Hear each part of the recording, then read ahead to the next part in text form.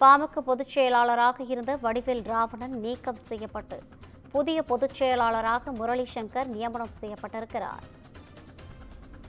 பாமக சார்பாக 3 முறை தேர்தலில் போட்டியிட்டவர் முரளி சங்கர் என்பது குறிப்பிடத்தக்கது.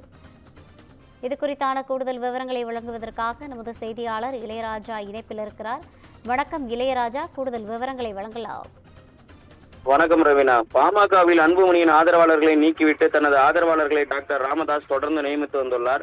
இந்த சம்பவம் தொண்டர்கள் மத்தியில் பரபரப்பை ஏற்படுத்தியது.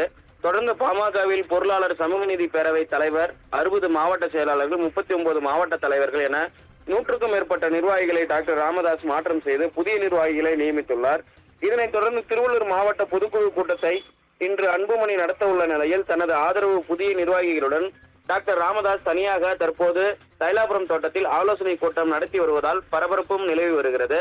இதனைத் தொடர்ந்து பாமக பொதுச் செயலாளரை காணவில்லை என டாக்டர் ராமதாசும் அதாவது பாமக நிறுவனரும் கடந்த சில நாட்களுக்கு முன்பு தெரிவித்த சம்பவம் அந்த கட்சியின் தொண்டர்களிடையே பெரும் அதிருப்தியை ஏற்படுத்திய நிலையில் இன்று அதாவது புதிதாக அறிவித்த மாவட்ட தலைவர்கள், மாவட்ட செயலாளர்கள் கூட்டத்தில் புதிய பாமக பொதுச் செயலாளராக முரளி சங்கர் என்பவரை நியமித்து டாக்டர் ராமதாஸ் அதாவது பாமக நிறுவனர் ராமதாஸ் அறிவிப்பு வெளியிட்டுள்ளார்.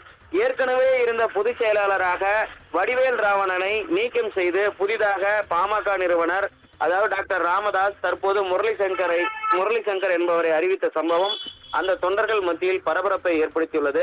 கடந்த சில நாட்களுக்கு முன்பு நடந்த செய்தியாளர் சந்திப்பின் போது எங்கள் கட்சியின் பொதுச் செயலாளரை காணவில்லை, அவரை கண்டுபிடித்து கொடுத்தால் 100 ரூபாய் பரிசு தருவதாகவும் அதாவது பாமக நிறுவனர் ராமதாஸ் தெரிவித்திருந்த சம்பவம் அதிர்ச்சியை ஏற்படுத்தியது. ரவீனா,